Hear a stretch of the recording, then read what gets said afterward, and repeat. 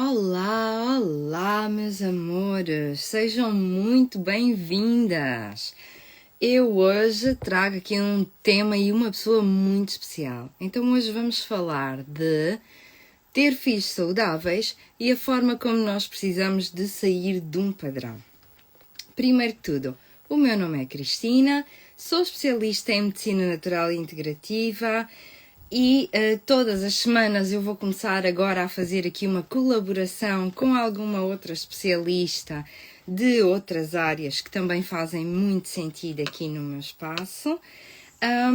Eu ensino-te como cultivar nos teus filhos uma imunidade guerreira, livre de químicos, com resultados nas primeiras semanas. E hoje queria-te pedir para partilhar com 5 mães que tu conheças, 5 amigas, o grupo da escola dos teus filhos, alguém, porque no futuro de certeza que estas pessoas te vão agradecer por tu teres partilhado e aquilo que nós vamos falar aqui e que nós te vamos trazer aqui vai ser brutal. É este o adjetivo que eu tenho. E hoje, a pessoa super especial que eu tenho aqui é Tânia. Ela aqui no Instagram chama-se Educar Lado a Lado e vou agora deixá-la entrar para começarmos esta conversa.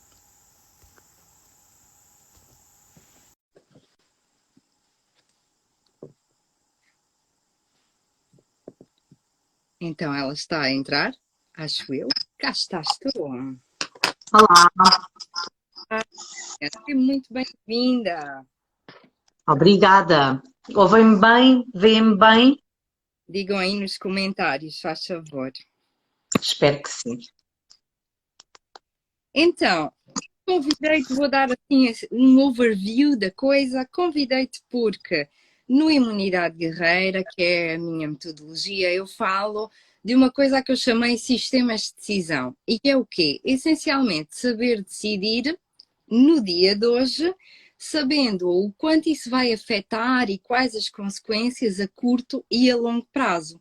Porque é muito fácil eu fazer uma coisa hoje, ver o resultado amanhã e pensar: isto é fenomenal, mas é preciso perceber se daqui a um mês, daqui a um ano, daqui a 10 anos, daqui a 50 anos, isto vai ter um impacto na vida dos meus filhos. E principalmente quando lidamos com a vida dos filhos, é importante também ter em mente que nós estamos a prepará-los para uma vida no futuro e uma mente e um corpo onde eles vão viver pelo menos mais uns 80 anos, aí em média, se corresponderem à esperança de vida. E gostei muito que tu também abordasses esta perspectiva na área da educação e acho que é muito interessante nós falarmos disto para as mães que nos acompanham compreenderem também como é que elas podem tomar melhores decisões. E então queria-te pedir para tu contares quem é a Tânia, o que é que a Tânia faz e sobre os teus filhos, que idade é que têm e alguma coisa que te pareça importante contar aqui. Está bem, Cristina. Olá, olá a ti, olá a todos que nos estão aqui a ver e que nos vão ver depois em diferido. Obrigada pelo teu convite, por esta iniciativa. Já há muito tempo que não fazia uma live, então foi aqui um regresso. Andei aí um período muito ativa nas lives e agora mais recentemente não tanto. Por isso, obrigada por me desafiares, né, para voltar aqui a estas leads. E obrigada. De facto, de nada. De facto, acho que há muitos pontos em comum, não é? Entre o que tu falas e o que eu falo, e nós chegámos a esta conclusão que este tema era, se calhar, aqui um fio condutor interessante do longo prazo e do curto prazo, do curto médio. Já vamos, se calhar, lá chegar. É assim, em relação a mim, ainda há bocado estive a escrever uma mini bio, por acaso, ali para um portfólio. Olha, o que é que eu pus ali há bocado que possa ser relevante também dizer aqui. Eu nasci em 1983, vivo no Alentejo, à beira-mar, vivo em Vila Nova de Mil Fontes, o que diz muito sobre mim, porque eu vim para aqui viver deliberadamente, não é? Eu quis vir para aqui.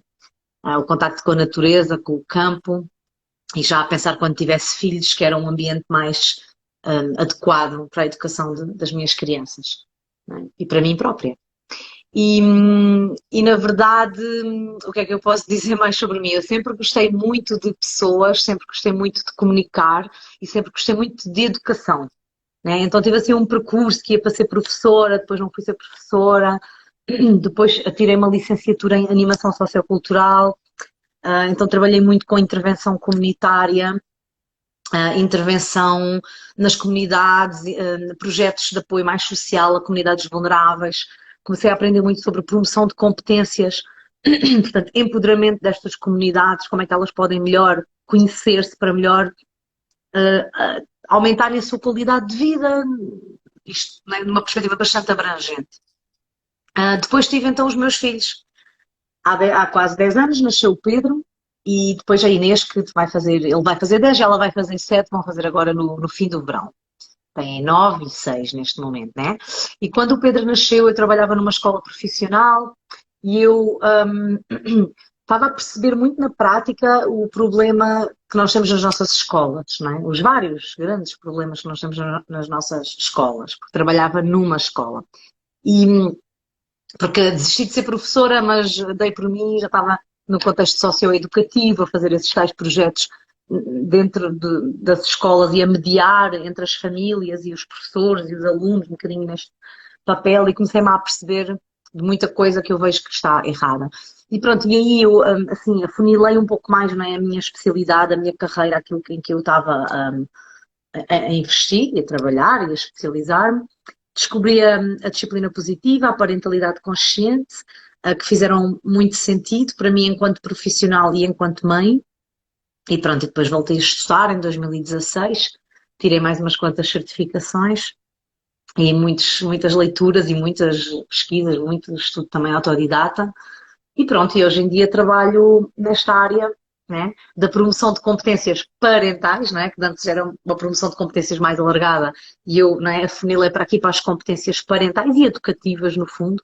Interesso-me muito pela relação adulto-criança, interesso-me muito pela forma como uma criança aprende, pelo que é que ela aprende e que impacto é que isso vai ter, lá está, na formação da sua personalidade, ao longo da sua vida, quando ela tiver que procurar um trabalho, quando ela quiser, né, estabelecer relações de outras naturezas, relações sociais, íntimas, o que seja, a sua autoestima, o seu bem-estar. E eu sei que isso depende muito de nós, os adultos de hoje, não é? Que nos relacionamos com estas crianças, seja enquanto pais ou enquanto profissionais de educação. E acho que, pronto, faz assim um bocadinho parte da minha missão trazer mais esta aberturas de consciências, que a gente queira chamar, para que nós nos coloquemos mais em causa, como pais e educadores e professores e tudo, no que é que nós estamos a fazer hoje para o futuro onde a gente se quer dirigir, precisamente, como estavas a dizer. Até porque é também importante ou interessante pensar que estas crianças que nós estamos a educar agora são aquelas que vão criar as estruturas para cuidar de nós quando nós formos mais velhos. Portanto, isto Completamente. é cuidar do futuro, é cuidar do nosso também. E até também em termos de ecologia, educá-los, por exemplo, para não arruinar este planeta quando nós formos mais velhos, ainda ter algum lugar para estar, para viver. Portanto, eles na verdade são a nossa esperança para o fim de vida. Não apenas agora nós precisamos de os educar para eles próprios serem adultos funcionais, mas para nós próprios também podermos ter um futuro funcional. Também acho que é interessante pensar assim. É, nós também pensamos muito no curto prazo, nós também. A gente não pensa muito no futuro. Olha, não pensamos muito nesses termos, né? Que estas crianças vão ser as que vão tomar conta de nós, isso é super importante. Tal como não pensamos, aqui ligando mais à tua área, né? É muito mais fácil para mim comer pão com manteiga, sei lá, coisas que ainda piores, a comer, sei lá, um pacote de bolachas empacotadas, ter aquele prazer imediato, não fazer exercício, né? Optar por ficar no sofá a ver uma série em vez de mexer o corpo, ou comer coisas que podem saber bem agora, mas não, né? Não estão a contribuir muito para a minha saúde. E acho que vivemos todos um bocado neste imediatismo do prazer agora, do que é mais fácil agora, na educação dos miúdos igual, né? Claro que é muito mais fácil eu, né, espetar três gritos, dar-lhe uma ameaça ou um castigo, assim, do nada, isolado ou sem nenhum contexto, para ele se comportar como eu quero, para ele parar de fazer aquilo que eu não quero que ele faça, ou para ele fazer algo que eu quero que ele faça. porque funciona na hora, estamos todos cheios de pressa neste mundo, né? Além de termos muita pressa, queremos muito o resultado imediato e o prazer imediato. E acho que, no geral, não pensamos muito no médio e longo prazo, né? Nem na saúde, nem na educação, na verdade. Sim, sim. Olha, e já que trazes esse tema, eu falo muito, por exemplo, de dar antibiótico hoje. Tu vês o resultado daqui a 2 ou 3 dias, mas depois o impacto a longo prazo no organismo da criança é muito forte. E há alternativas, há outras soluções. E baixar uma febre hoje, ok, a febre baixa, mas o impacto que isso vai ter no sistema imunitário é muito grande. Eu falei nisso a semana passada no canal de YouTube. E o que eu gostava que tu trouxesses aqui era, em relação à educação, quais são assim os principais impactos que tu vês em relação a práticas ou em relação simplesmente a não pensar no futuro? É verdade. Sabes, nos workshops que eu faço, mais em contexto de formação, quando trabalho com um grupo, não tanto nos atendimentos, mas também às vezes. Mas muito nos workshops, ainda sábado passado fiz um e começámos por aí, eu faço uma atividade que se chama As Duas Listas. E que tem muito isto que nós estamos aqui a falar. Então eu peço às mães, até podemos fazer uma pequena brincadeira, se as pessoas quiserem deixar aqui nos comentários, porque a primeira lista que nós fazemos em método brainstorming, não é? Quais são os meus principais desafios de comportamento com os meus filhos, que os meus filhos me apresentam, não é? Quais os comportamentos que para mim são desafiadores de lidar? Quais são os comportamentos que eu sinto como gatilhos para mim, não é? Que eu tenho mais dificuldade em lidar, que eu não consigo manter a minha compostura, que lá está, que eu recorro a esses métodos de educação mais tradicionalistas. À partida, pessoas que seguem talvez a minha página não se identifiquem ou queiram perfeitamente mudar, não é? É que, para mim, que foi o começar a gritar, a bater nos miúdos, a dar-lhes palmadas quando eles eram pequeninos, né? A ameaçá-los, a usar a minha superioridade física e psicológica para manipulá-los, para controlá-los. Né? Alguma agressividade e violência também. Então, foi muito a questionar-me desses métodos que eu comecei a pensar noutras coisas. Eu acho que muitas pessoas usam esses métodos, mas não gostam, né? Pensam, pá, eu gostava de não gritar, eu gostava de não aplicar castigos, eu gostava de conseguir levar a minha criança e, né, discipliná-la de outra forma. Porque ninguém está a dizer que não vamos disciplinar crianças, por amor de Deus, isso seria uma grande negligência. Então, as crianças têm que ser disciplinadas, orientadas, educadas, mas com determinados métodos que são mais interessantes. Então, isto tudo para dizer, quais são as atitudes delas que me levam a ter esses métodos que eu não gosto, que me desafiam? Se as pessoas quiserem deixar aqui, podem deixar. Normalmente as pessoas dizem, ai, quando ela cospe, quando ele bate, quando não me ouve, quando me ignora, quando joga coisas para o chão, quando chama nomes, né? Todos aqueles conjuntos de atitudes que nós, né, consideramos desadequadas. Isto é a primeira lista que a gente faz, né?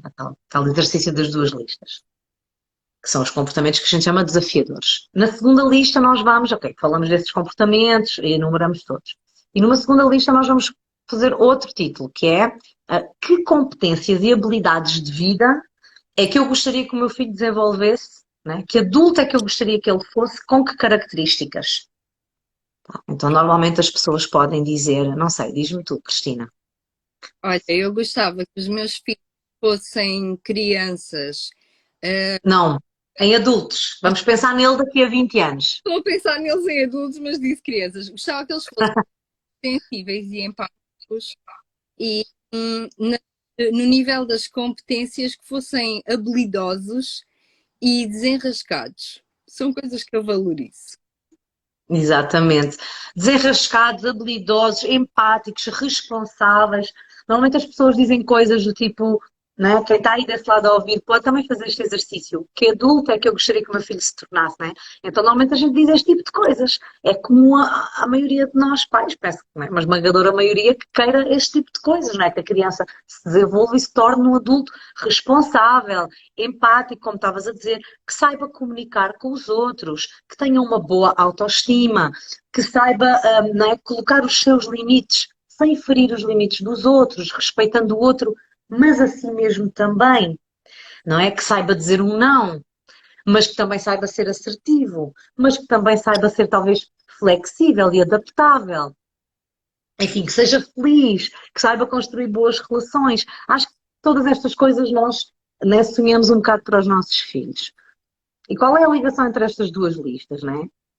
Todos os dias da nossa vida com as nossas crianças, nós estamos, é como se esse adulto fosse uma casa final construída. Nunca está completamente construída. A gente vai sempre pondo anexos, não é? Na nossa casa até ao fim da vida, porque estamos em permanente construção enquanto seres humanos. Mas consideramos, não é, que chegamos à fase adulta com uma boa, não é, já a construção bem montada, não é? Que é a nossa, no fundo, a nossa personalidade, a nossa, enfim, identidade.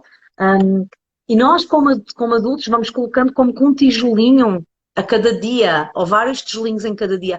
Cada interação que nós fazemos com a nossa criança é como estamos a construir essa casa aos poucos e poucos.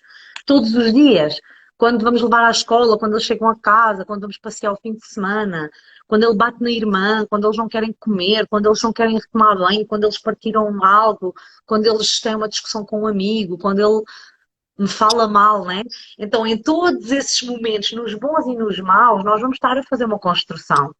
Estamos a nossa atitude está a montar algo naquela casa que nós estamos a construir para aquela criança. E assim, nas boas interações, nos momentos calmos e tranquilos, à partida, está tudo bem, não é? Estamos todos bem, felizes, tranquilos. Então a grande questão vem nestes momentos de desafio. E esses momentos são muito fulcrais para essa construção. Como é que eu vou responder ao meu filho num momento de desafio? Que modelo é que eu estou a dar? Será que, né? E a gente já sabe que as crianças aprendem mais pelo exemplo. Elas observam, registram e reproduzem aquilo que elas observam no adulto. Então ela vai observar não só como eu me relaciono com ela, mas também como eu me relaciono, por exemplo, com o meu companheiro ou companheira, com o meu pai ou com a minha mãe, presencialmente, as conversas de telefone. Então elas estão sempre a captar o que a gente está a dizer aos outros, mas também muito a elas. Então como é que eu vou responder num momento de desafio? É com agressividade? É com autoritarismo? Ah, é com alguma violência verbal e física, ameaças? Porque então é isso que eu lhes estou a ensinar. Então, se eu na minha segunda lista eu quero que ela se torne uma pessoa empática, responsável, que saiba comunicar os seus limites de uma forma respeitosa, será que eu estou a comunicar os meus limites de uma forma respeitosa? Quando ela passa um dos meus limites, por exemplo, não é? Quando me responde mal, ou quando faz uma asneira, ou quando faz algo que eu não considero bem, como mãe. E esta pergunta Então, também é aquela pergunta que é: será que eu estou a entregar a matéria-prima para que os meus filhos possam copiar essa matéria-prima? claro que sim. A parentalidade consciente e a disciplina positiva é muito sobre nós mesmos. E as pessoas muitas vezes chegam a mim com, o miúdo tem esta atitude ou está com este comportamento, o que é que eu faço? Como é que eu o posso modelar? Né? E eu tenho alguma facilidade em ver se aquela pessoa vai ter sucesso no processo, porque quanto mais a pessoa se apresenta a mim com a capacidade de se colocar em causa, mais fácil o processo avança. Quanto mais a pessoa está focada em que a criança está-se a portar mal, tem que modificar este comportamento, mas isso é com a criança, mais dificuldade nós vamos ter. Porque é sobre nós colocarmos em causa neste processo, percebermos o que é que estamos a fazer, o que é que eles estão, lá está, que matéria-prima é que eles estão a ter para copiar, para reproduzir, e se eu estou a comportar-me daquela tal forma da minha segunda lista, para que seja isso que eles absorvem enquanto modelos de interação social e até pessoal. Porque, por exemplo, da autoestima. Se eu tenho uma baixa autoestima, e eu estou sempre em frente ao espelho a dizer, ai, estou gorda, estas coisas, ai, que horror, eu sou isto, eu sou aquela pessoa tão estúpida, eu não faço nada bem, olha lá o meu corpo, olha lá estas banhas, olha lá, né? Todas estas formas que nós podemos ter de denegrir-nos a nós mesmos. É difícil uma criança sair com uma boa autoestima se convive com uma mãe ou um pai que têm baixíssima autoestima. Então eles vão copiar os modelos pessoais e sociais dos adultos. Por isso é que isto é importante, é em cada momento de hoje como eu respondo hoje, nestes desafios todos, e especialmente nos desafios, vai ser muito, vai pontuar imenso as competências que eles vão desenvolver e o que eles vão aprender para como é que eles se vão relacionar com alguém, como é que eles vão colocar o limite deles em alguém, ou o que é que eles vão ser mais submissos e de, né? Há bocado eu estava a dizer que não é bom a permissividade, se eu sou muito permissiva, isso também é um péssimo exemplo. Eles vão aprender que, né, não podem dizer que não a ninguém, que têm que se subjugar a tudo. Enfim, muitos perigos e muitas possibilidades também nestas interações. É verdade, é verdade. E o que é que tu pensas do Deixa-me pensar no que é que eu quero saber exatamente. O imediatismo. Por exemplo, para dar um exemplo meu, que é uma criança está doente. Há um efeito imediato de baixar a febre que pode ser confortável para uma mãe. E ela não vai ter que lidar com várias coisas que estão na cabeça dela, não estão na criança. Que é o sofrimento da Exato, criança está na nossa cabeça, porque ela está a sofrer das duas maneiras, quer baixemos a febre. exato. Uhum. Com a criança, que também está na nossa cabeça, não está na cabeça da criança, porque ela sente o seu corpo, então ela sabe o que é que está a acontecer.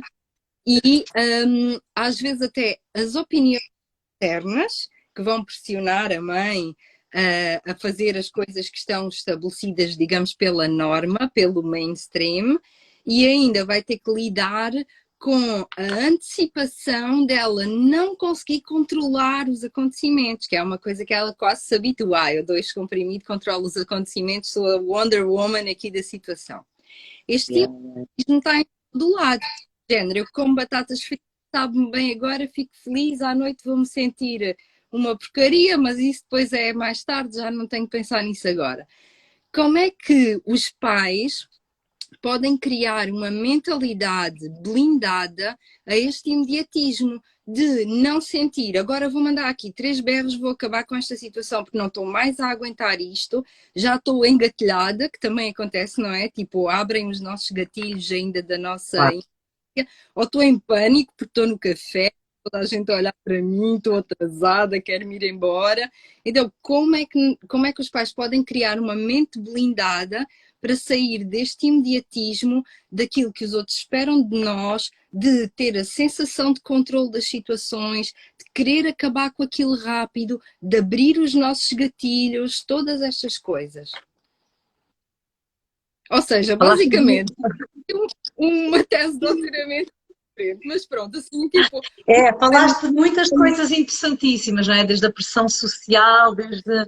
Mas enquanto tu falavas, eu foi-me surgindo aqui uma palavra à cabeça mais presente, que é o autocuidado e que é o processo e uma jornada, né? Isto é um processo. Estamos todos no processo, como eu dizia há bocado, até ao dia que largamos esta matéria e que morremos nesta terra, porque acho que estamos sempre a aprender. Agora, é facto que eu posso me pôr, né? Posso-me pôr a jeito de entrar no processo e começar a jornada, ou posso ficar mais resistente e estar um bocadinho sempre a patinar no mesmo sítio. Eu acho que isto depende um bocado de cada pessoa, essa abertura a esse caminho, né? Como eu dizia há bocado, o colocar-me em causa.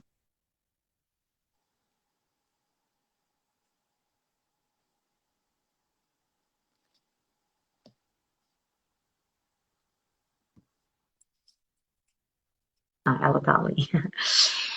Este caminho em que eu começo, se calhar, a ler coisas, a aprender coisas, a seguir umas páginas, a ler uns livros, e eu começo a mudar o meu sistema de crenças.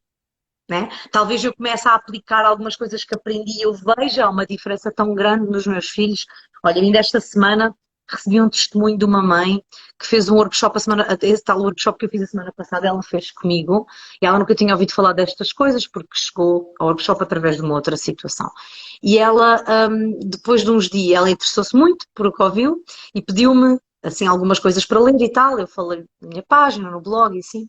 E ela, uma semana depois de assim ler, e ela devolveu-me a seguinte mensagem, dizia assim algo do género: Uou, ainda bem que descobri a tua página e estou a ler imensas coisas e nunca tinha percebido a importância, por exemplo, de fazer acolhimento emocional à minha criança pequena, e só de mudar algumas frases que eu disse esta semana, não é? Do tipo, uma criança, em vez de estar a fazer uma birra por uma coisa, e nós estamos a dizer, para com isso, não pode ser, já sabias que eu já te tinha dito, já te disse não sei quantas vezes, isso não é maneira de estar agora a pedir isso, e quem é que te manda? E assim, amanhã não vais ao parque, não vais no chocolate. Essas coisas todas que a gente costuma dizer, ela só de ler algumas coisas que eu escrevi, né, que ela leu, ela disse que começou a aplicar outras frases na criança, do tipo, bem, estou a ver que ficas mesmo chateada com não poderes A ou B. Bem, estou a ver que estás a sentir muitas emoções neste momento, que querias mesmo que X acontecesse. Portanto, ela lá aplicou mais algumas estratégias que nós conversámos e ela disse-me, bem, estou fascinada porque só numa semana de algumas leituras, só de transformar algumas frases, eu não tenho uma reação completamente, né, quer dizer, nada disto é mágico, nem vai acontecer sempre, mas Acontece muitas vezes, e esta também foi a prova disso. Olha, só eu mudar a forma como eu estava a dizer algumas coisas, eu notei uma diferença muito grande na reação da minha filha. Isto fazer o quê neste processo? Que eu acho que este tipo de pequenas experiências vão dando muita força a quem quer começar a fazer as coisas de outra maneira. Porque nós vamos percebendo que se calhar mesmo já tendo não sei quantos olhos a olhar para mim num café ou na rua, eu vou ganhando força pelas minhas conquistas, por eu perceber que este tipo de parentalidade pode estar a criar excelentes competências num ser mais tarde, mas acima de tudo está a melhorar a minha relação com este ser agora também. E isso é muito motivador. Quando eu consigo chegar mais à minha criança, quando eu consigo que ela faça uma cooperação comigo onde antes só havia resistência, né? Sim. Então, se eu ganhar 3 birras em 10, já vou ficar contente. É melhor do que ganhar 0 em 10. Ganhar no sentido de minimizar, né? Não, claro que elas vão sempre fazer birras, mas se eu conseguir dar a volta 8 vezes em 10 ou 5 vezes em 10, é melhor do que 0 vezes em 10. E isso vai-nos dando alento também para continuar. Pronto, então isto por causa do processo e da aprendizagem, desta constante também, temos que nos pôr em causa e que aprender e ler e treinar e testar, e é um caminho, não é de um dia para o outro. Para quem teve assim muitos anos, né, no outro sistema de crenças e de abordagens. Depois há outra parte que é o autocuidado, que eu acho que, não é, precisamos de cuidar de nós, enquanto mães, pais, porque uma das coisas que eu vejo no meu dia a dia, isto é assim, todos os santos dias eu falo com mães com esta problemática. A paciência, a presença de espírito para atender à minha criança, para conseguir lá estar a aplicar as abordagens mais, enfim. Muitas vezes as pessoas não conseguem e quando a gente explora o porquê dessa incapacidade, tem a ver com a falta de autocuidado, nomeadamente a falta de descanso adequado, a falta de uma alimentação e de hidratação adequada também, a falta de exercício físico. Portanto, autocuidado aqui a vários níveis, não é? Físico, alimentação, desporto, também o sono, mas depois também o autocuidado emocional. Eu cuidar das minhas emoções, eu garantir qual é a minha, né, nível de realização profissional, nível de satisfação com as minhas relações, sei lá, há quanto tempo é que eu não janto com uma amiga, há quanto tempo é que eu não tiro uma tarde só para mim, há quanto tempo é que eu não vou ver um concerto de uma banda que eu amo, sei lá, ou mais que não seja, há quanto tempo é que eu não ponho uma música a tocar que me dá boas energias. Então, será que eu deveria iniciar uma terapia? Será que eu devia, né, trabalhar nas questões mais dramáticas da minha relação conjugal, né? Então estamos a falar também de muita coisa dentro do autocuidado, mas muita coisa essencial para eu conseguir ter essa resposta e ir mudando as minhas respostas imediatas, né? Conseguir ter mais essa calma, essa paciência, essa presença de espírito. Não sei se respondi. Meia hora para responder. E é muito interessante tu falares do autocuidado, porque é muito engraçado. Às vezes eu cruzo-me com pessoas aqui também, mães com quem eu trabalho, não é? Que acompanham os filhos, ou às vezes no passado acompanhei estas mães, e que pensam que o autocuidado é ir ao spa, ir fazer as unhas, fazer nada contra, e isso também pode resultar, mas a realidade é que cada adulto normalmente tem dentro de si uma criança ferida. E quando os nossos Uhum. puxam imenso por esse gatilho. E depois, às tantas, o nosso filho está a fazer uma birra, porque nós andamos a fazer birras com o nosso filho. E depois queremos que ele pare de fazer birras, mas quando ele começa a birra, nós começamos a birra com ele também. Só que como somos superiores fisicamente, intelectualmente, vá, digamos, podemos assumir que sim, tentamos dar a volta de outras maneiras que não curar a nossa criança ferida e acabar com a nossa birra, não é? Porque muitas vezes os nossos filhos também estão a fazer transparecer em nós coisas que nós precisamos muito de curar e tratar as nossas emoções, cuidar da nossa história, parar de ouvir os nossos pais na nossa cabeça, não é? Porque às vezes os nossos pais tinham a matéria-prima que eles tinham. Não havia os milhares e milhares de livros para consultar naquela altura. Eu tenho algumas revistas e livros parentais que os meus pais leram e Jesus, ok? Mas era o que havia. Portanto, eles estavam a tentar também, e com muita força.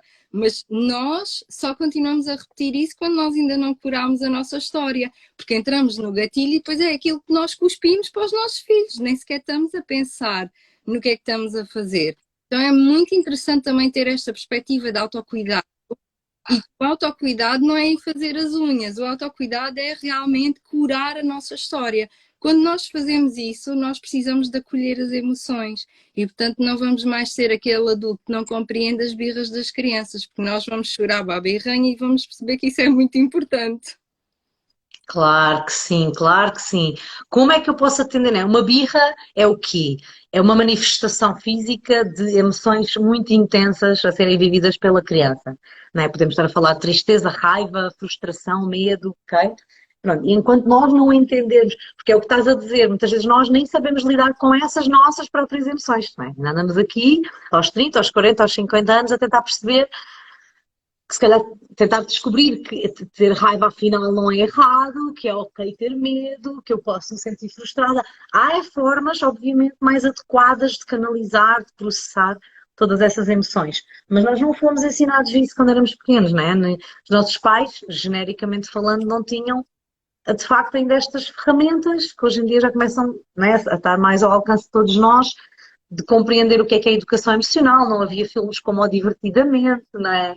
Filmes que também já, não é? Muitas, até coisas, recursos, livros, que já começam, que a gente vê hoje em dia, que já incidem sobre estes temas e já são estes apoios, não é? Que a gente tem para educar. Então, enquanto eu não entender sobre as minhas emoções, de onde é que vem esta minha raiva, de onde é que vem este meu medo, de onde é que vêm estas minhas crenças, é difícil eu lidar com as emoções que os meus filhos me apresentam. Muito difícil. Mesmo.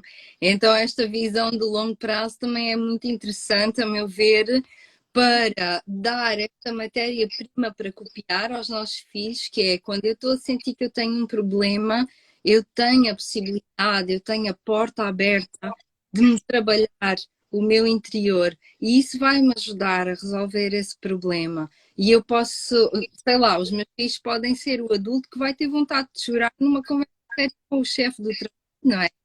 As coisas que têm.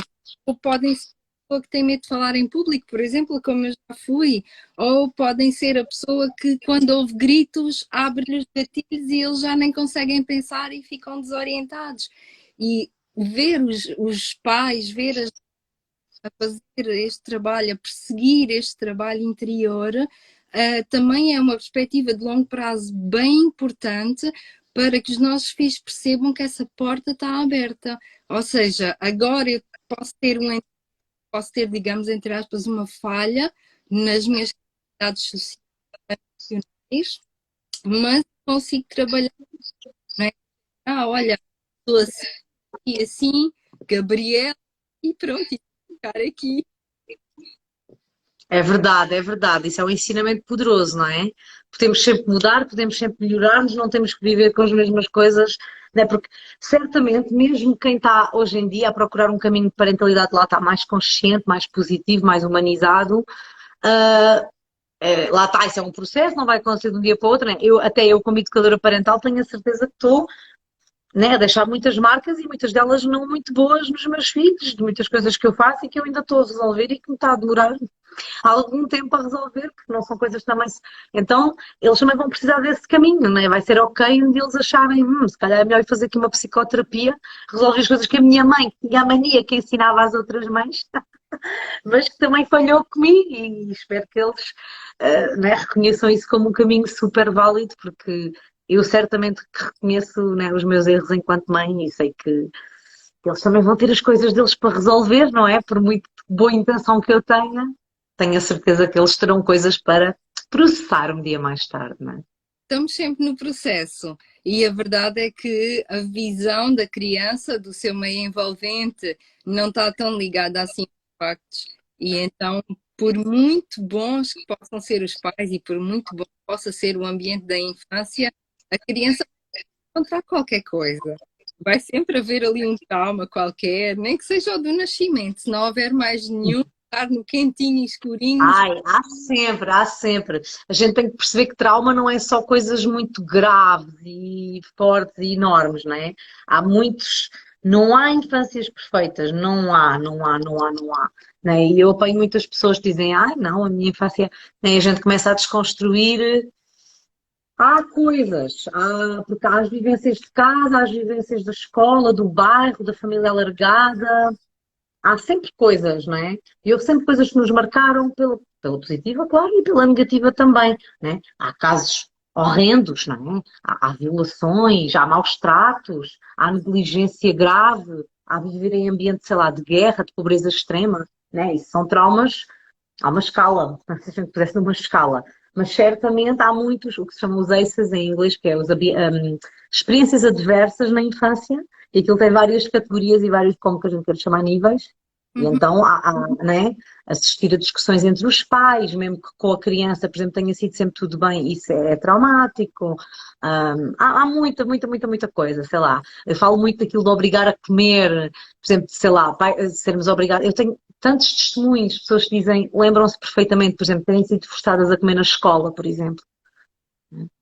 Sei lá, agora daqui íamos para Sim.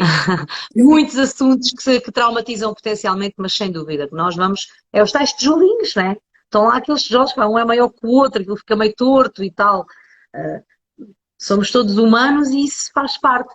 O que tu disseste há bocado é que é muito importante que haja essa abertura e essa consciência de que podemos nos trabalhar, podemos nos questionar, podemos ir lá levantar a ponta do tapete onde varremos o lixo, né, para baixo, dizer, ai, que está para aqui, deixa lá tirar isto para fora e arrumar a casa Sim, para ir, né, ter um bocadinho mais de bem-estar emocional na minha vida. exatamente. E estamos sempre nesse processo.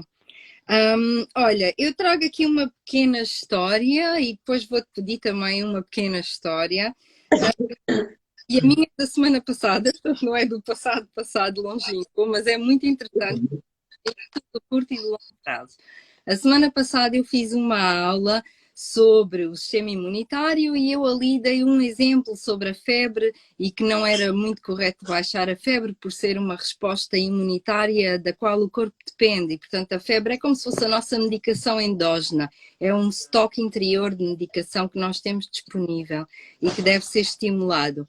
E houve uma mãe que me escreveu uma mensagem até por um canal que eu acho que foi tipo a tentar que aquilo ficasse o mais secreto possível, e em que ela me dizia: não é possível agora, já percebi que fiz tudo mal até aqui, se calhar já dei cabo da saúde do meu filho, estou-me a sentir super culpada, sinto-me, entre aspas, na merda, foi o que ela disse mesmo, e Claro, hum, como é que é possível que nunca ninguém me tenha dito isto, que eu não soube disto até agora?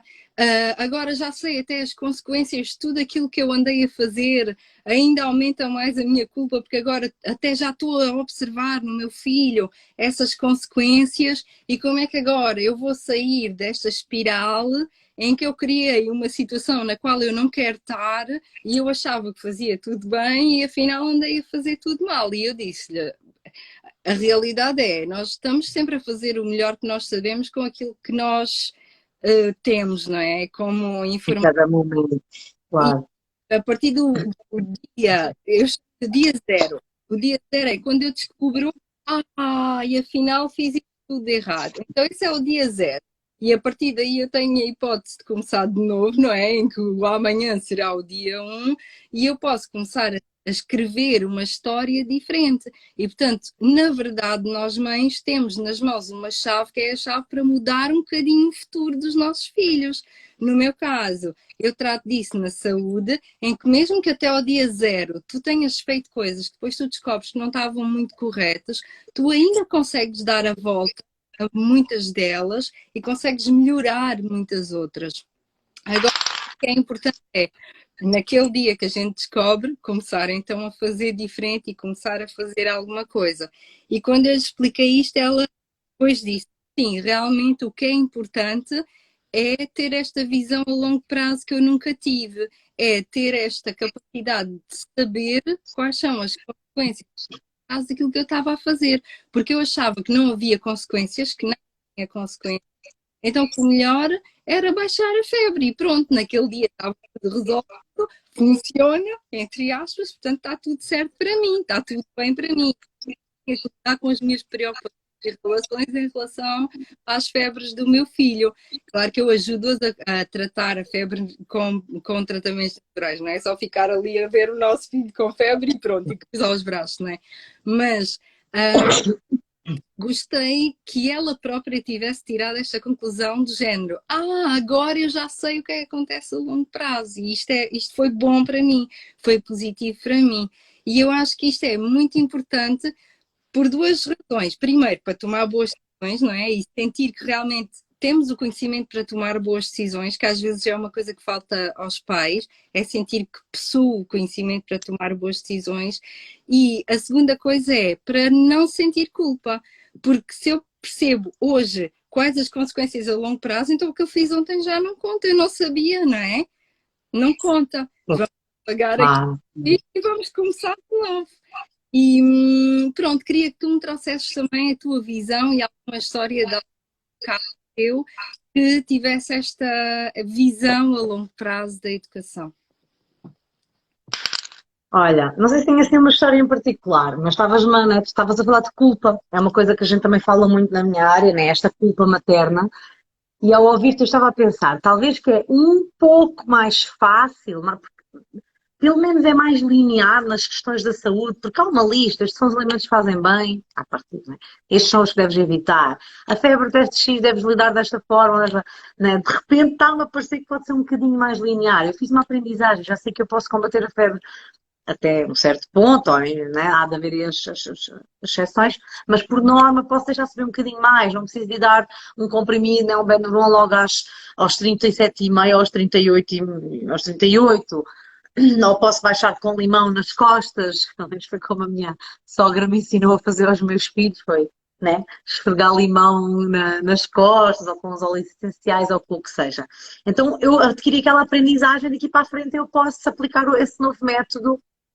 Parece-me assim, de repente, né, pegando aqui neste exemplo que trouxeste, um pouco mais linear. O que é que não é tão linear? É nas questões da educação. Porque eu, mais do que aprender uma estratégia, eu tenho a tomada de consciência. Então, vamos falar do dia zero e do dia um, né? Há o dia, né? Eu falo na escada de competências, né? Que é um modelo que eu ensino às minhas alunas que, né, tem a ver com, primeiro eu sou inconsciente e incompetente, ou seja, eu não sei que faço mal, depois eu sou, né, incompetente consciente, eu sei que já percebi que faço mal, tenho essa consciência, mas não tenho outras ferramentas, depois eu começo a estudar e tal, passo ao degrau do consciente competente, eu começo a aplicar algumas estratégias e a fazer bem, mas muito pensado, né, muito ainda ensinado quase, e até que eu vou incorporando estas aprendizagens e passo para o último degrau do competente inconsciente, em que eu já, né, já me é natural e já me saem certas coisas. Mas nas questões da parentalidade e da educação isto é um bocado ingrato, porque é como se nós estivéssemos sempre a subir esta escada e a voltar a subi-la e depois a seguir essa última voltamos à primeira e estamos sempre assim, por vários motivos. Porque trata-se de comportamentos humanos e de relações humanas, o que é muito mais difuso e imprevisível, porque os desafios que eu tenho hoje, até aprendo a lidar com estes desafios hoje, mas pá, amanhã já tenho outros, porque a criança cresce a cada dia, tem uma nova informação na escola, fez mais um ano, há uma nova etapa, descobriu uma nova série, agora quer um telemóvel, sei lá, não é? Estão sempre a mudar os desafios e nós temos quase como nos ir atualizando constantemente. A cena da culpa, que eu queria falar é que a culpa é das piores coisas que nós podemos sentir. A culpa e a vergonha são as duas emoções mais corrosivas, para nós. E é das coisas que as mães mais sentem, né? Seja por esse exemplo que tu deste, seja, né, quando têm se calhar um workshop comigo ou assim um atendimento e pensam, ui, andei a dizer X coisa ao meu filho, fiz, aconteci, bati-lhe, e lidar depois com essa culpa não é fácil. Eu aprendi com a minha mentora, a Micaela Oven, né, a autora do livro Educar com Mindfulness, né, com quem eu fiz a minha primeira certificação em parentalidade consciente. Eu aprendi com ela uma coisa muito interessante, que é o conceito de transformar a culpa em ação consciente.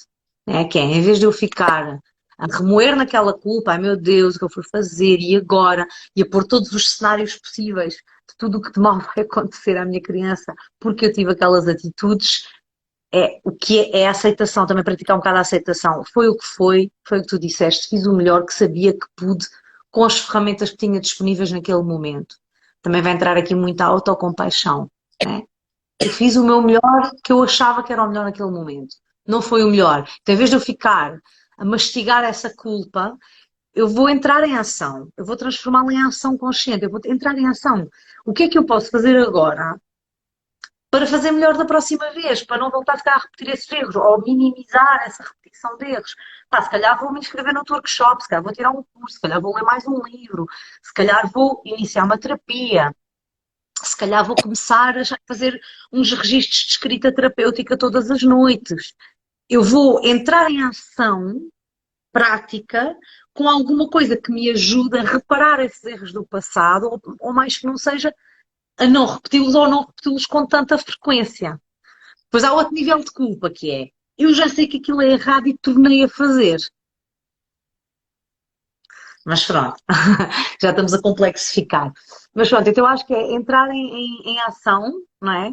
Fazer algo prático para sentir que estou a compensar a mim e aos meus, não é? Eu fiz, não foi o melhor, mas agora que sei melhor, não, porque pronto, nisto da parentalidade consciente tu tens que fazer algo. Tu não é só um dia assistes uma live ou tiras um workshop, andei a fazer tudo mal. Eu não consigo propriamente fazer bem a partir da manhã, eu vou ter que me dedicar um bocadinho. É uma, lá está, é que adquirir novas ou né, melhorar as minhas competências e isso exige um trabalho um bocadinho contínuo, uma certa dedicação. Eu ler um bocadinho, eu assistir a umas palestras, eu inscrever nos workshops, pronto, um bocado esse trabalho. Então acho que entrar em ação é uma boa coisa para compensar a culpa. E havia outra coisa que eu ia dizer que era, isso do longo prazo e do médio prazo. Pá, há uma história que no outro dia uma pessoa que também participa nas minhas formações me contou e que estava muito contente, que é uma coisa que eu falo sempre e ela aconteceu, que é, eu até tenho um post que diz isso, que é, quando os meus filhos fizerem uma coisa mal ou tiverem um problema na vida, né, eu prefiro que eles corram de mim ou para mim, não é? Eu prefiro, porque eu lembro-me, eu quando era adolescente, que foi quando eu tive grandes, enormes atritos com a minha mãe, porque até lá eu era uma criancinha dócil e obediente, ok? Queria agradar. Depois, quando entrei na adolescência, a coisa esquece. Nem vale a pena agora estar aqui para as histórias. Mas o que eu sei é que quando eu fazia algo mais normal, alguma coisa me corria mal, eu tinha pavor de pensar que ela viesse a saber, né? Então eu escondia-lhe, aprendi a mentir e aprendi a esconder tudo o melhor que eu podia, né? Isso é uma coisa que me marcou muito e que eu não queria nada, nem eu quero, e acho que todos nós temos esse desejo, quando os nossos filhos fizerem algo mal, que eles sintam, ai meu Deus, eu tenho que contar à minha mãe. Em vez de dizerem, isso a minha mãe descobre. E no outro dia houve alguém que me contou essa história de que o filho tinha feito uma asneira, não era adolescente, mas não interessa, era ainda criança, mas acho que foi muito valioso na mesma. E que ela estava no quarto e que a criança veio a correr, pedir um carinho, um abraço, né? E ela percebeu que a criança tinha acontecido alguma coisa, mas optou por, lá está, nova mentalidade, não julgar, não criticar, não começar a perguntar o que é que foi, o que é que foi. Se apenas ficou ali e disse, olha, às tantas ele lá disse, fiz, aconteci, ok? E ele fez e correu para mim, tipo, isso foi a melhor, tipo, a recompensa que eu podia ter do investimento que tenho estado a fazer nestas coisas. E acho que é uma história ilustrativa do médio e do longo prazo, porque, e especialmente na adolescência, pá, isso vai ser tão importante. Isso e tantas coisas que a gente falou aqui. O saber dizer que não, a autoestima e o recorrer aos pais quando sentir que precisa de ajuda, não é? Acho que é isso nós todos queremos, não é? Sim, olha, eu estudei com um especialista aí na área do trauma, hum, que diz que a nossa adolescência é o quebrar das amarras da infância e que quando as amarras da infância foram fortes, foi muito condicionamento, houve muita manipulação, houve, pronto, o que seja, a criança Uhum.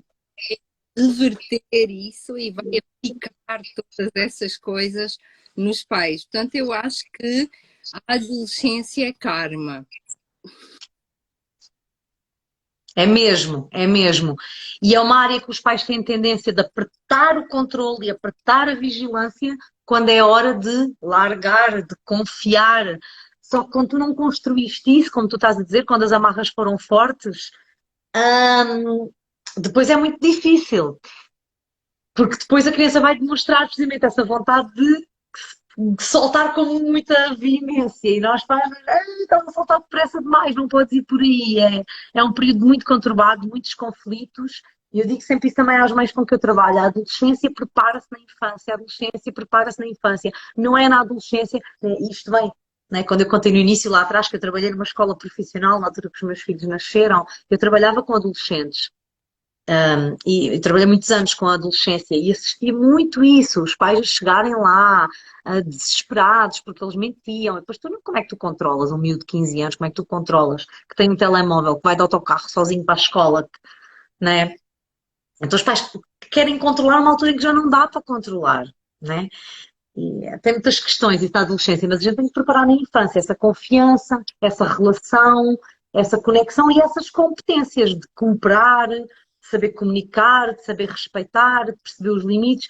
Se a criança teve uma vivência na infância em que isso foi respeitado, em que a sua autonomia foi valorizada, em que foram reconhecidos os seus contributos, mais-valias, em que houve acolhimento emocional, à partida a adolescência é sempre ali um período, não é? Uma transição, um adquirir da nossa personalidade e tal, mas pode ser muito mais smooth, não é? Pode ser muito mais light, muito mais leve, muito mais fácil. Porque o que acontece é isso que estás a dizer, a gente chega à adolescência e é aquele quebrar de uma data de coisas que aconteceram pá, e muitas vezes corre muito a mal. Comigo, como adolescente, correu.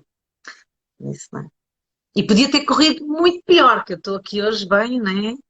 Mas sei que foi olha, alguma proteção divina ou algo que me ajudou, ou vá, as minhas influências, as minhas experiências menos adversas, né, que também tive boas, enfim, e que talvez também me tenham ajudado depois a lidar, mas foi conturbado e podia ter corrido muito, muito mal. Olha, minha querida, muito grata por teres aceito este convite. Gostei muito de te ter aqui. Espero que voltes. Claro. Gostei muito da informação que tu passaste aqui e tenho a certeza que as mães do meu perfil, do teu perfil também devem estar agradecidas. Vou pedir que se tiverem perguntas, mesmo que estejam em replay, escrevam aqui para os podermos responder. E contem-nos o que é que vocês pensaram disto também, que nós estamos a ver. E pronto, despeço-me de ti. Um grande obrigada e que voltes sempre. Olha, obrigada, também gostei muito desta conversa. Estava agora a ver a outra. O tempo passa a correr, porque eu começo a falar destas coisas e é difícil me calar. Por acaso agora entrou um comentário, já agora vou ler. A filha, alguém que diz que a filha, quando era adolescente, tinha um problema, chegava a casa e podia falar com a amiga, que era eu, mas encarava como amiga. Olha, pelo menos isso. Essa é um mito também, que não devemos ser amigos dos nossos filhos. Claro que devemos ser amigos dos nossos filhos, não é? A questão é, podemos ser amigos e pais também ao mesmo tempo. Ser só amigo, temos é que conjugar os dois papéis. Obrigada aqui pelo contributo, Olga, acho que é Olga. Obrigada a todos que assistiram. Foi como a Cristina disse, se tiverem dúvidas vão deixar aqui no nosso, nos comentários aqui do vídeo, que vai ficar gravado, não é? Sim. Se conseguires e quiseres também fazer o vídeo como fizeste o outro post colaborativo, assim fica também no meu perfil, eu não sei se dá, mas fica mais. Vai ficar no. Também dá? Boa. Assim também fica visível para mais pessoas e mais assim, né? Acessos para chegarem a esta conversa. Obrigada por me teres recebido e voltamos a encontrar em breve. Até à próxima, minha querida. Um beijinho, obrigada.